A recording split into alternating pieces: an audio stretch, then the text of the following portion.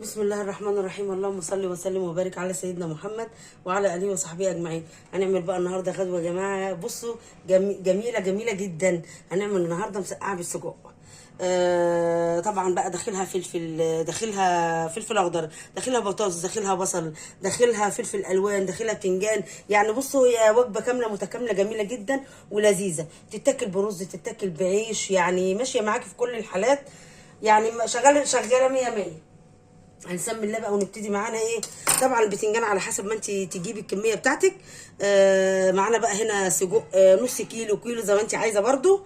وهيبقى معانا هنا توم، وهندقه مع بعض دلوقتي عشان انا بحب ادق التوم في الهون بتاع التوم. معايا بقى البطاطس. طبعا احنا جبنا البطاطس اهي اتقشرت، وهنقطعها كده يعني ايه، شرايح. بصوا السمك كده كده اهي. بسم الله الرحمن الرحيم. بس عشان ما اطولش عليكم ايه الفيديو، هنقطعها كده اهي. بس خلاص قطعت بقى البطاطس زي ما انتم شايفينها كده. طبعا انا ولعت على الطاسه على النار، وهنقطع بقى ايه معانا الايه البتنجان. طبعا البتنجان احنا بنشيل القمع بتاعها الاخضر ده من هنا كده.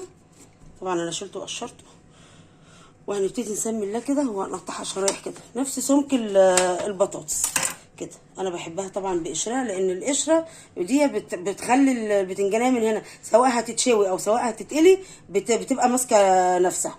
طبعا انا معايا ايه طبق، يعني احنا هناخد كده، نقطع برضو الحته دي من هنا كده.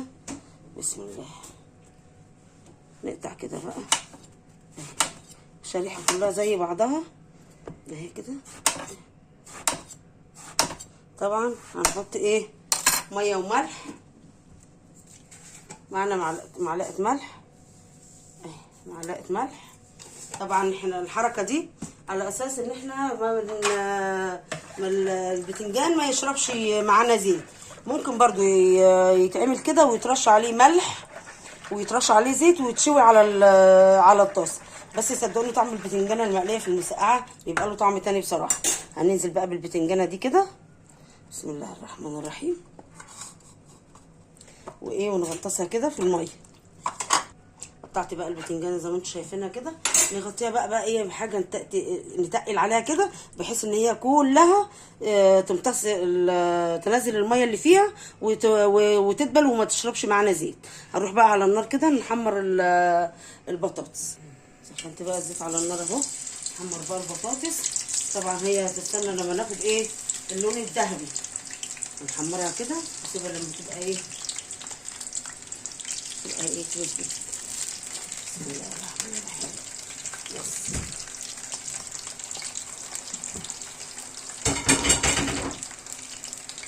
حطيت بقى البطاطس زي ما انتم شايفينها كده. وعلى طبعا على ما تتحمر معايا البطاطس هعمل الصلصه بتاعت المسقعه. ادق بقى ايه الثوم حوالي 10 فصوص ثوم. تحطي عليهم يعني معلقه صغننه قوي ملح عشان ينعم معاكي بسرعه.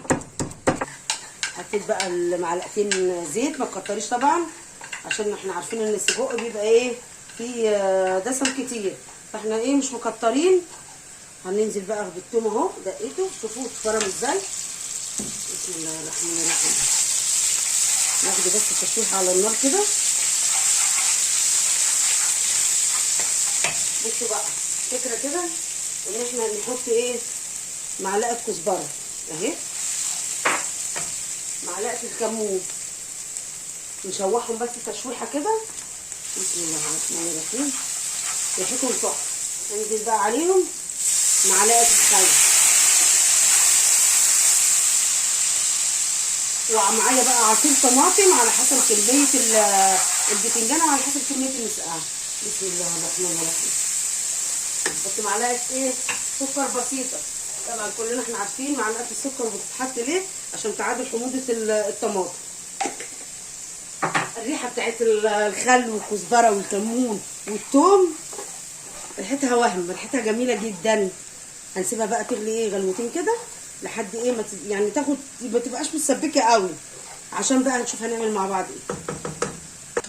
خلاص بقى البطاطس بصوا شايفين اللون الذهبي بتاعها جميل ازاي.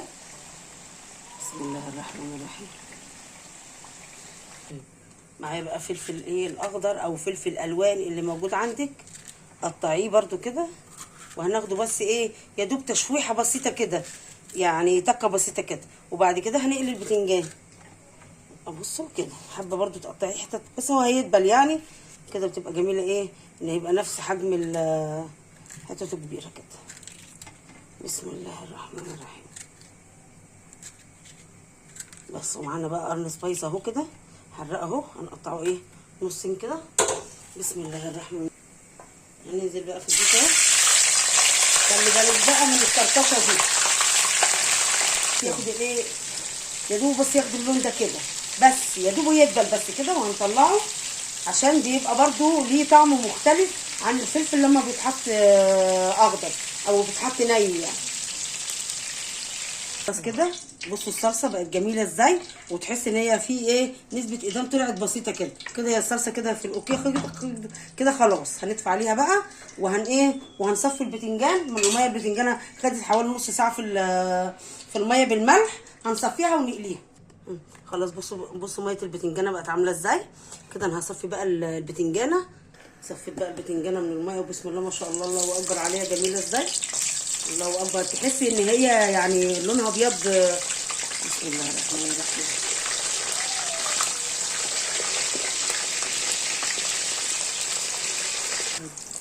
بصوا بقى لون البتنجانه هو اللون دوت اللي احنا عايزينه.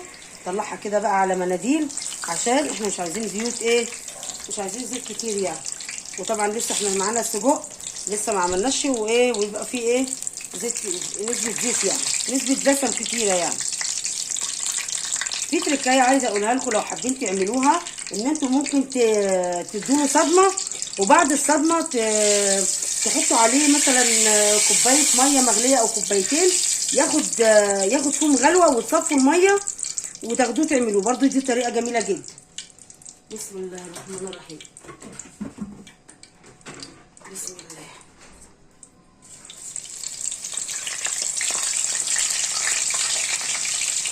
كده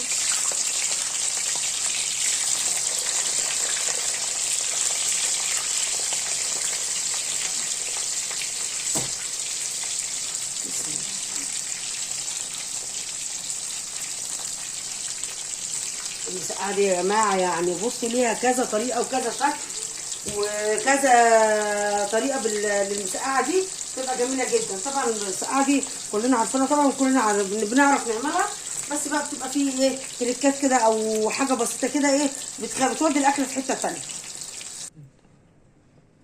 خلص بقى قليت البتنجان اهو والفلفل والبطاطس، وعملنا الصلصه وجهزناها. هنروح بقى نشوف السجق احنا هنعمل مع بعض فيه ايه.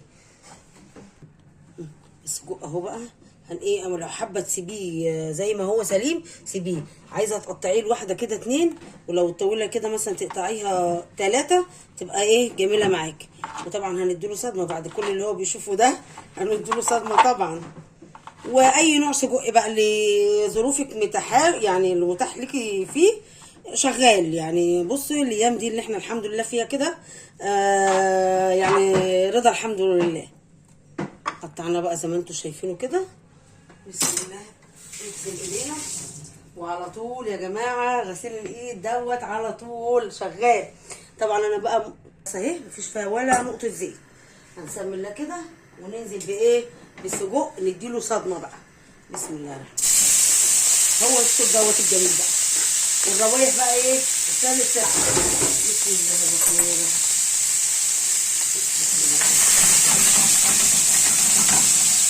بصوا جميله. بصوا عايزه اقول لكم على حاجه، السجق دوت ممكن مش شرط يبقى مسقعه بقى وفلفل والكلام ده كله.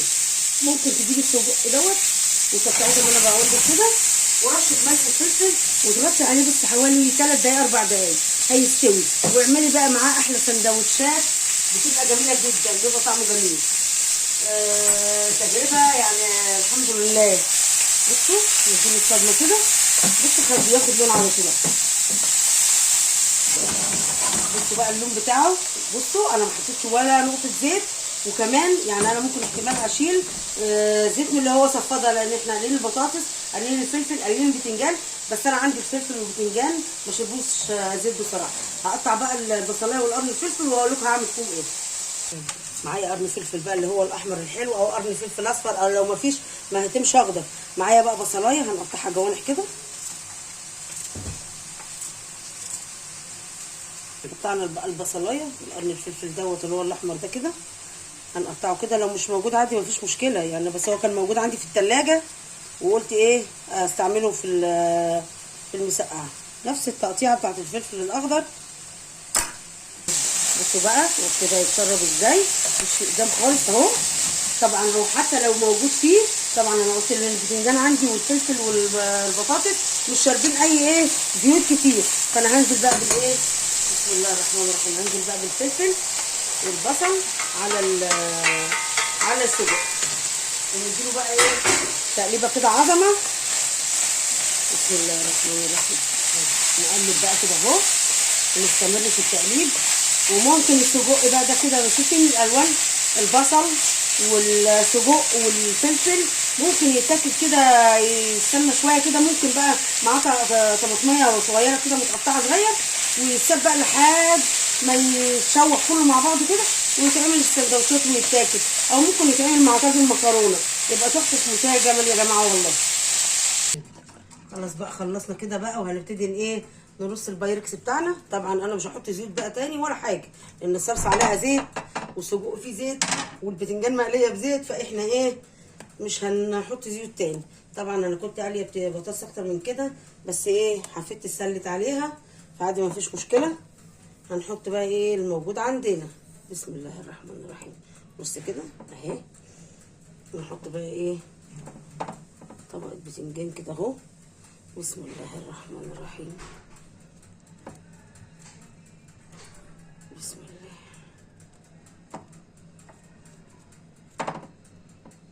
بسم الله الرحمن الرحيم.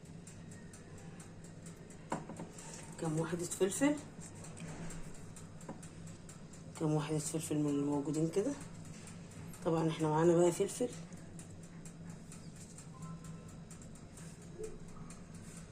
نحط بقى الحتتين اللي هم السبايسي دول كده، واحده كده واحده كده، عشان تتغلغل بقى في الصلصه كده وايه وتدينا الطعم الجميل.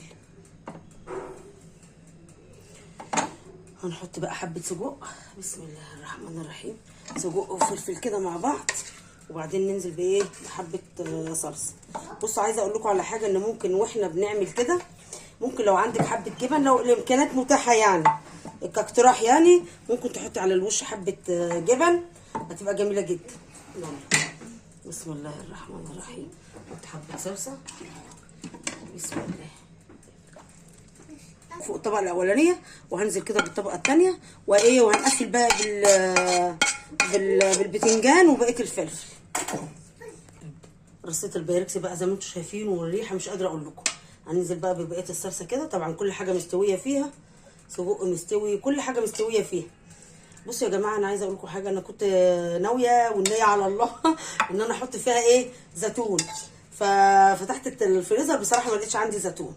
فانتوا ممكن الاضافه دي يا جماعه تبقى جميله قوي، الزيتون عليها، جربوها كده هتعجبكم. هنحط بقى ايه معانا طماطميه كده، ويا ريت لو في عندك برضو حتتين جبنه كده شايلهم في الثلاجه مخبياهم كده ولا كده، طلعيهم لاكله زي دي تبقى جميله جدا برضو. بسم الله الرحمن الرحيم.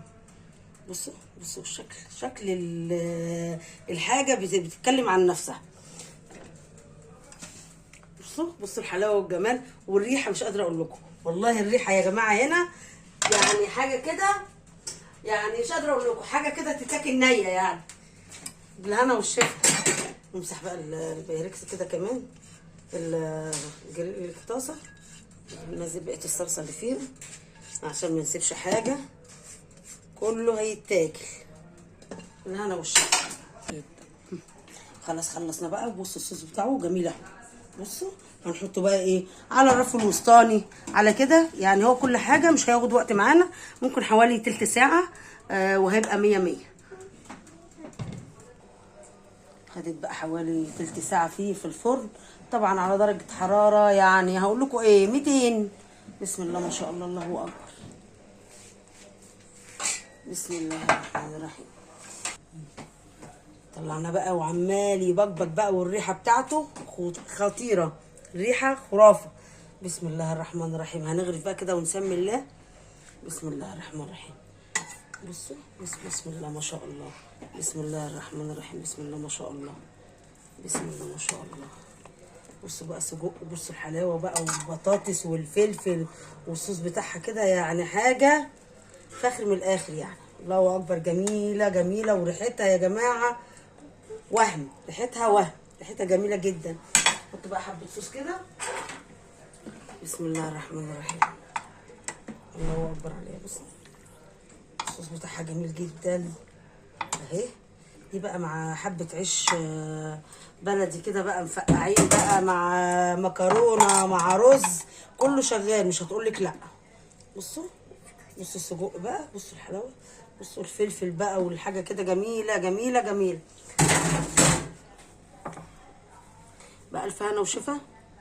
ما تنسونيش بقى بلايك وشير، وتشوفوا صفحتي على الفيسبوك وقناتي على اليوتيوب.